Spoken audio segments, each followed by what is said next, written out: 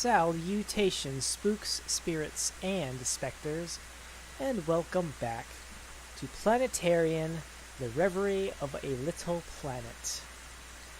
Where Mr. Customer is about to take on a Fiddler crab, I assume, because he's got his grenade launcher all ready to go.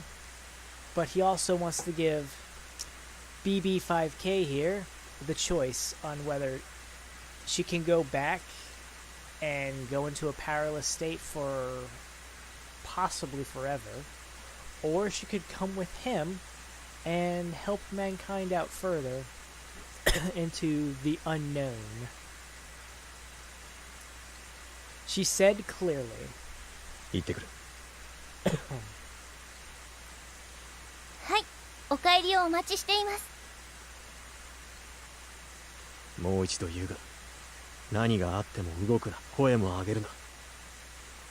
俺が戻ってくるまでだぞ。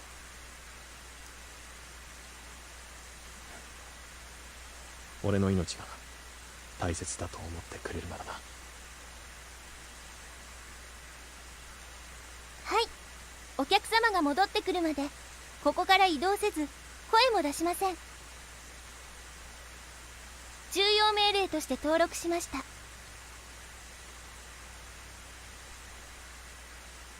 She smiled sweetly and then closed her mouth. Her figure, which should have looked the same as ever to me, instead looked somehow forlorn as it was enwrapped in the rain. そうだ。こいつを扱ってくれ。 He's gonna give her the bouquet. I undid the bouquet from the straps of my backpack and tossed it over to her. This thing, which had been handcrafted with care, was already breaking down. But if at least its pattern was not salvageable by the time the battle was over, then there would be no point in my having carried it this far. はい、大切にお預かりしておきます。 She said, the bouquet in her arms. And that smile, like a little star, graced her face forever.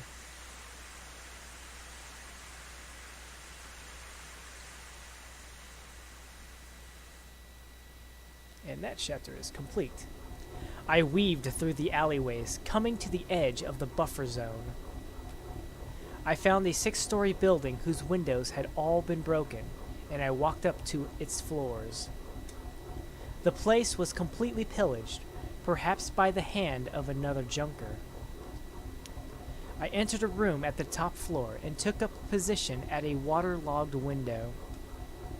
The Fiddler crab was still standing motionless at the rift in the quarantine wall, as if it were a simple watchdog. From here, I could easily see the gun turret glinting dully in the rain. If it would stay fixed, then it would not be unhittable. At the same time, that meant that I was also within range of those machine guns. The only consolation was that I was in a position well short of minimum allowable range of the railgun. I cracked open the barrel of my grenade launcher. I inserted another cartridge. I had chosen the composite armor-piercing directed blast ACDHESCH grenade set with a 10-meter proximity fuse.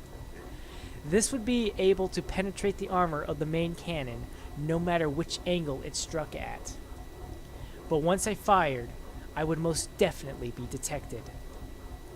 Although I had 2 more AP cartridges left, I did not think it was likely that I would have a second chance if I did not manage to disable the Fiddler crab with my first shot.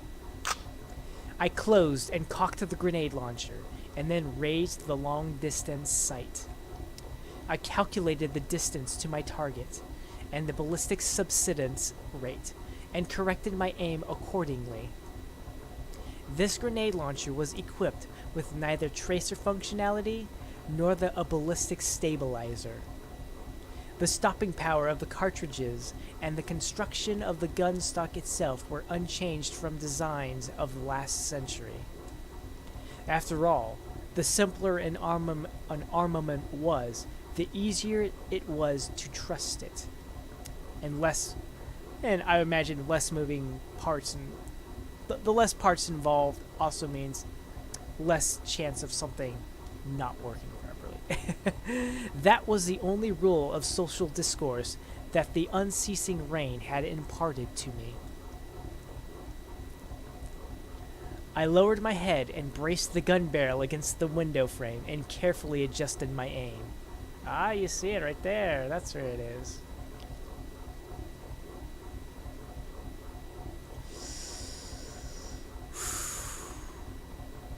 The rain was continuing to fall. The wind was intermittently and weakly blowing from left to right across the buffer zone. There was still no indication of movement from my target.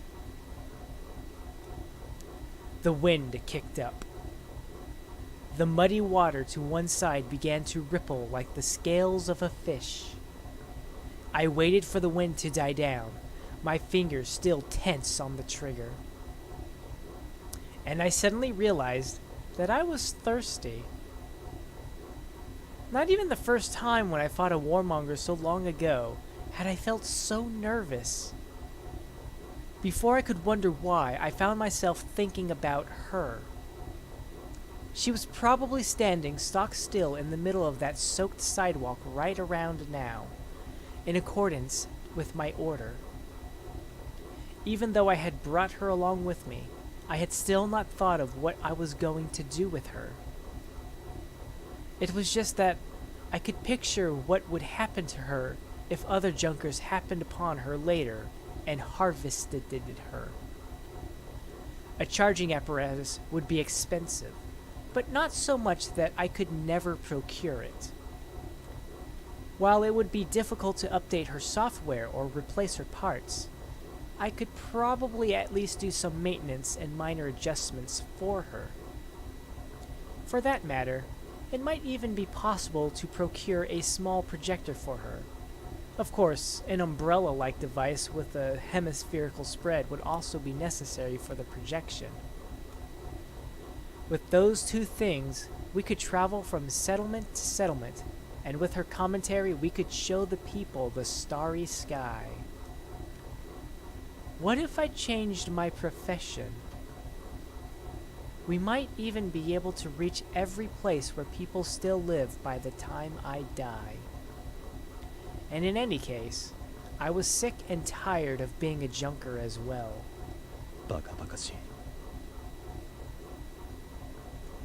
I murmured as I realigned my aim, which had by this point slanted totally askew. That was all just a pipe dream. I must have slipped off into those thoughts because my mind was clouded with fear. They were all just proof that I was starting to think that I couldn't die here. These thoughts didn't feel that bad though. The wind weakened and finally died down like the last faint breaths of a dying old man. The Fiddler crab was still aiming its main cannon out the rift in the wall, waiting for the arrival of enemy mechs. 悪いがまた相棒ができちまったんだな。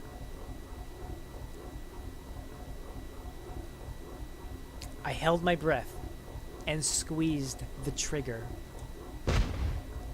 The warhead billowed white smoke as it flew and hit the rear of the Fiddler crab's railgun. However, nothing happened. I could see the Fiddler crab's frame trembling violently, as if in anger. Misfire! I rolled to the side and concealed myself against the wall. I cracked open the barrel of my grenade launcher and removed the empty cartridge. Having expanded due to the heat, the shell fell into a puddle and there made a hissing sound. I had 2 cartridges left now.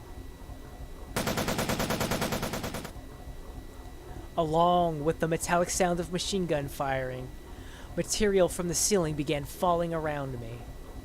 The outer walls of the building were being raked with machine gun fire.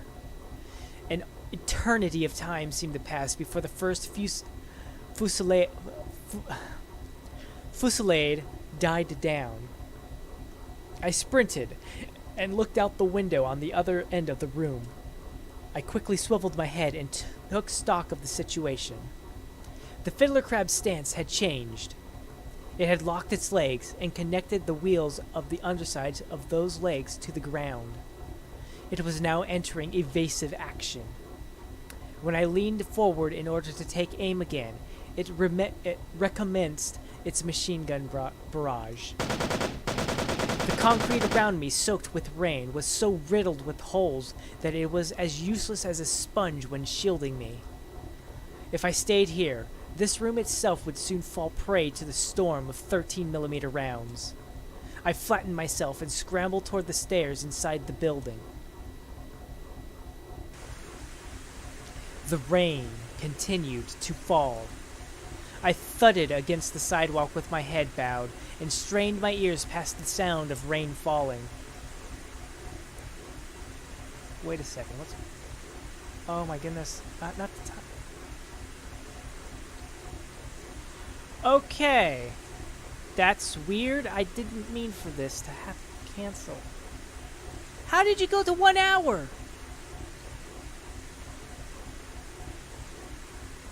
Okay.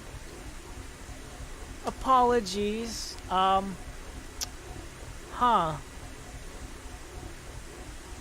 not sure how much... Somehow my timer decided not 11 minutes, but 1 hour and 11 minutes to pass. But I think I saw it was at 59 minutes or something like that. So, let me finish.